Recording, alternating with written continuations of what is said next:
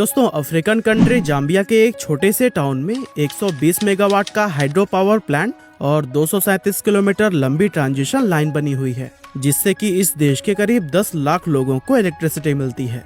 ऐसे ही प्रशांत महासागर के पश्चिमी हिस्से में गुआम नाम का एक छोटा सा आइलैंड है, जो कि साइज में हमारे मुंबई शहर से भी छोटा है। इस आइलैंड में अंडर सी इंटरनेट केबल्स बिछाए गए हैं, जिसकी हेल्प से यहाँ पर रहने वाले करीब 2.25 लाख लोग इंटरनेट यूज कर पाते हैं। और दुनिया की सबसे ऊंची बिल्डिंग बुर्ज खलीफा के बारे में तो आप जानते ही होंगे, लेकिन क्या आपको पता है कि इस बिल्डिंग को बनाने में करीब 39,000 टन स्टील रेबार का इस्तेमाल किया गया है, जिसका वजन एफिल टावर से भी करीब 4 गुना ज्यादा भारी है। अब आप सोच रहे होंगे कि भला मैं आपको ये सब क्यों बता रहा हूँ। असल में इन तीनों ही प्रोजेक्ट्स के अंदर एक चीज जो कॉमन है वो है टाटा, क्योंकि टाटा ही वो कंपनी है जिसने कि इन तीनों ही प्रोजेक्ट्स पर काम किया हुआ है। अब टाटा हमारे देश की एक बहुत बड़ी मल्टीनेशनल कंपनी है, ये तो हम सभी जानते हैं, लेकिन क्या आपने कभी इसके एक्चुअल साइज को जानने की कोशिश की है? नहीं ना? तो फिर चलिए आज के इस वीडियो में हम आपको टाटा कंपनी के रियल साइज के बारे में बताने वाले हैं, जिसे जानकर आपके होश उड़ जाएंगे। दोस्तों, जमशेदजी टाटा ने साल 1868 में सिर्फ 21,000 रुपए लगाकर टाटा कंपनी की शुरुआत की थी, और आज टाटा 154 साल के बाद 30 अलग अलग ज्वाइंट कंपनीज का एक ग्रुप बन चुकी है, जिनका कंबाइंड मार्केट कैप करीब 23.4 लाख करोड़ रुपए है। आज टाटा का बिजनेस सिर्फ भारत या एशिया ही नहीं, बल्कि दुनिया भर के 100 से भी ज्यादा अलग अलग देशों में फैला हुआ है, और इसके एम्प्लॉयज की गिनती 9,35,000 से भी ज्यादा है। मार्केट कैप के हिसाब से देखें तो टाटा ग्रुप की सबसे बड़ी कंपनी टाटा कंसल्टेंसी सर्विस यानी कि TCS है, जिसका करंट मार्केट कैप करीब 12 लाख करोड़ रुपए है। दरअसल साल 1968 में शुरू हुई ये कंपनी IT और कंसल्टिंग इंडस्ट्री को बिलोंग करती है, जिसका बिजनेस दुनिया भर के करीब 46 देशों में फैला हुआ है, और साथ ही इसके एम्प्लॉयज की गिनती भी 6 लाख के करीब है। अब पिछले साल यानी कि फाइनेंशियल ईयर 2021-22 की अगर बात करें तो उसमें TCS की नेट इनकम करीब $5 बिलियन रही थी, और इन्हीं सब चीजों के चलते आज एक्सेंचर के बाद से इसे दुनिया की दूसरी सबसे बड़ी IT कंपनी माना जाता है। अब आप में से बहुत सारे लोगों के मन में ये सवाल आ रहा होगा कि TCS आखिर ऐसा क्या काम करती है कि आज इसकी गिनती दुनिया की सबसे बड़ी IT कंपनीज में की जाती है। अब वैसे तो TCS दुनिया भर में कई बड़े बड़े प्रोजेक्ट्स को मैनेज करती है, लेकिन एग्जाम्पल के लिए हम आपको इसके इंडियन पासपोर्ट प्रोजेक्ट के बारे में बताते हैं। अब आप में से काफी सारे लोग ये बात जानते ही होंगे कि आज से करीब 15 साल पहले तक इंडिया के अंदर पासपोर्ट बनवाने में बहुत ज्यादा टाइम लगता था, लेकिन TCS की ही बदौलत आज ये प्रोसेस पहले से कहीं ज्यादा फास्ट हो चुका है, क्योंकि TCS ही वो कंपनी है जिसने इंडियन पासपोर्ट सिस्टम के इस पूरे प्रोसेस को डिजिटलाइज करने का काम किया है। दरअसल TCS हमारे इंडियन पासपोर्ट सिस्टम को वो एडवांस टेक्नोलॉजी और प्लेटफॉर्म प्रोवाइड करता है, जो कि इस प्रोसेस को तेज बनाने के साथ साथ इसकी ट्रांसपेरेंसी और रिलायबिलिटी को भी बढ़ाते हैं। TCS के बाद से टाटा की दूसरी बड़ी कंपनी है टाटा मोटर्स, जो कि पिछले कई दशकों से अलग अलग तरह के कॉमर्शियल और पैसेंजर व्हीकल्स को बनाने का काम कर रही है। आज से 77 साल पहले सन 1945 में शुरू हुई टाटा मोटर्स आज अपने पैर पूरी दुनिया के 125 से भी ज्यादा देशों में फैला चुकी है, जहां इस कंपनी के लिए करीब 80,000 एम्प्लॉयज काम करते हैं, और इस समय इसकी वैल्यूएशन $34 बिलियन के आसपास है। दोस्तों, TCS और टाटा मोटर्स के अलावा 8 और ऐसी मेजर इंडस्ट्रीज हैं जिसमें कि टाटा ने अपना प्रेजेंस सालों से बनाया हुआ है।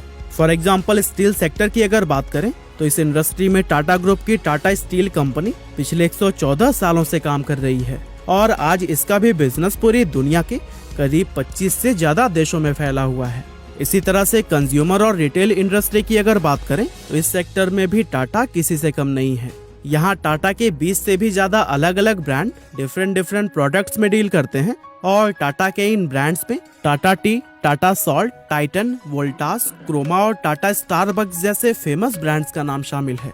इसके अलावा इंडिया में टूरिज्म एंड ट्रैवल एक ऐसा सेक्टर है जहाँ पर टाटा की कंप्लीट मोनोपोली चलती है। अब आप में से काफी सारे लोगों ने ताज, विवांता और जिंजर जैसे फेमस होटल्स का नाम तो सुना ही होगा, लेकिन हम आपको बता दें कि इन तीनों होटल्स के अलावा और भी कई सारी लग्जरी होटल चेन्स को टाटा ऑन करता है। साथ ही एयर एशिया, विस्तारा और एयर इंडिया जैसी बड़ी और फेमस एयरलाइन की ऑनरशिप भी टाटा के पास ही है। टूरिज्म एंड ट्रैवल के बाद से टाटा के लिए उसका अगला मुख्य सेक्टर इंफ्रास्ट्रक्चर है, क्योंकि इस इंडस्ट्री में भी टाटा ने बहुत ज्यादा इन्वेस्ट किया हुआ है। आपको जानकर हैरानी होगी कि Tata power, Tata projects, Tata housing और टाटा रियलिटी एंड इंफ्रास्ट्रक्चर ये टाटा की कुछ ऐसी कंपनीज हैं जो कि दुनिया भर में डिफरेंट टाइप के इंफ्रास्ट्रक्चर डेवलपमेंट का काम कर रही है। फॉर एग्जाम्पल जाम्बिया का हाइड्रो पावर प्लांट, जिसके बारे में हमने आपको वीडियो की शुरुआत में बताया था, उसे भी टाटा ग्रुप की टाटा पावर कंपनी ने ही बनाया है।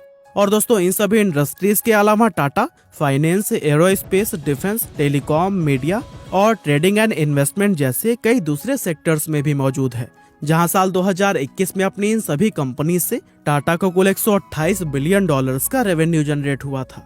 वैसे आपको ये बात जानकर काफी हैरानी होगी कि टाटा के इस रेवेन्यू का 60% से भी ज्यादा हिस्सा इंडिया के बाहर से आता है। असल में इसका रीजन ये है कि टाटा की जितनी भी बड़ी बड़ी कंपनीज है ना, उनका ज्यादातर बिजनेस इंडिया से बाहर होता है। फॉर एग्जाम्पल TCS की ही अगर बात करें तो फिर उसके टोटल रेवेन्यू में इंडिया का कंट्रीब्यूशन सिर्फ 5 से 6% के बीच में रहता है, जबकि अपना 95% रेवेन्यू TCS दूसरे देशों से जनरेट करती है। और इससे ये बात साबित होती है कि जिस तरह की रेपुटेशन टाटा का इंडिया में है, वैसे ही मजबूत पकड़ इसने दूसरे देशों में भी बनाई हुई है। वैसे टाटा के ग्लोबल एक्सपेंशन और इसके इंटरनेशनल लेवल पर सफल होने का सबसे बड़ा श्रेय रतन टाटा को दिया जाता है, क्योंकि इन्हीं की ही लीडरशिप में टाटा ने सिर्फ 9 साल के अंदर 36 अलग अलग विदेशी कंपनीज को एक्वायर करके दुनिया को ये दिखा दिया था कि इंडियन कंपनीज भी ग्लोबल लेवल पर किसी से कम नहीं है। टाटा के द्वारा एक्वायर की गई इन कंपनीज में टेटली, कोरस ग्रुप, डाइवू और जैगुआर एंड लैंड रोवर जैसे बड़े बड़े ब्रांड्स का नाम शामिल है। और दोस्तों, इन सभी सेक्टर्स के अलावा टाटा ने ई-कॉमर्स इंडस्ट्री में भी अपने पैर जमाने शुरू कर दिए हैं। असल में टाटा को ये बात अच्छी तरह से मालूम है कि ई-कॉमर्स इंडिया के सबसे तेजी से उभरते हुए सेक्टर्स में से एक है। ऐसे में टाटा ऑलरेडी बिग बास्केट और 1mg जैसे ब्रांड्स को एक्वायर कर चुका है। साथ ही अभी कुछ महीने पहले टाटा ने अपनी नई ऐप टाटा नियो को भी लॉन्च किया था, जिसकी हेल्प से अब टाटा के डिफरेंट प्रोडक्ट एंड सर्विसेज एक ही प्लेटफॉर्म पर परचेज किए जा सकते हैं। और दोस्तों, अब लास्ट में हम बात करते हैं टाटा के इलेक्ट्रिक व्हीकल्स यानी कि ईवीज के बारे में, क्योंकि टाटा की ये स्टोरी उसके शानदार ईवीज के बारे में डिस्कस किए बिना पूरी ही नहीं हो सकती। असल में इंडियन ईवी मार्केट के अंदर टाटा का कोई मुकाबला ही नहीं है, जहां इंडियन ईवी मार्केट का 80% से भी ज्यादा शेयर अकेले टाटा के पास है। आप ये जानकर हैरान रह जाएंगे कि पिछले साल 2021 में इंडिया के अंदर बेची गई 13,700 इलेक्ट्रिक कार्स में 11,600 कार्स अकेले टाटा ने बेची थी। असल में टाटा की इस सक्सेस का मेन रीजन है कि इंडियन मार्केट में उसके जैसे मजबूत, स्टाइलिश और सस्ती ईवीज और दूसरी कोई कंपनी नहीं बना रही। और दोस्तों, टाटा ईवीज में कैसे डोमिनेट कर रहा है, इसके बारे में अगर आप डिटेल में जानना चाहते हैं तो फिर मैंने इस पर प्रॉपर वीडियो बनाया हुआ है, जिसका लिंक आपको डिस्क्रिप्शन में मिल जाएगा। आई होप टाटा के बारे में ये सभी फैक्ट जानने के बाद से आपको इसके एक्चुअल साइज का अंदाजा हो ही गया होगा। बाकी हमारी आज की इस वीडियो में बस इतना ही था। ये वीडियो आपको कैसी लगी हमें कमेंट करके जरूर बताइएगा। आपका बहुमूल्य समय देने के लिए बहुत बहुत धन्यवाद।